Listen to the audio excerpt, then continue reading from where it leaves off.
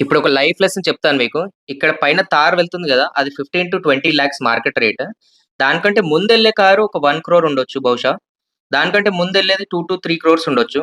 కానీ దానికంటే ముందెళ్ళేది ఈ కార్‌లన్నిటికంటే తక్కువ రేట్ అంబులెన్స్. దాంట్లో వెళ్ళేది ఎవరో తెలుసా? ఈ అన్ని కార్ల ఓనర్. ఆళ్ళ ఫ్యామిలీ మెంబర్స్ కూడా తను చనిపోతే అంత కాస్ట్‌లీ కార్ పెట్టుకొని కూడా అంబులెన్స్‌లో తీసుకొని వెళ్తున్నారు.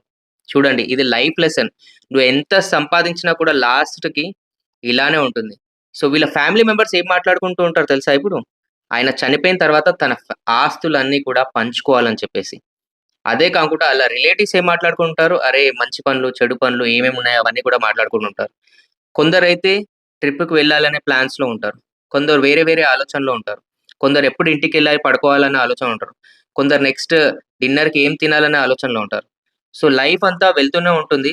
ఆగదు ఎటు కూడా. సో, మనీ మనీ అనుకోకుండా లైఫ్‌ని ఎంజాయ్ చేయండి. హ్యాపీగా ఉండండి.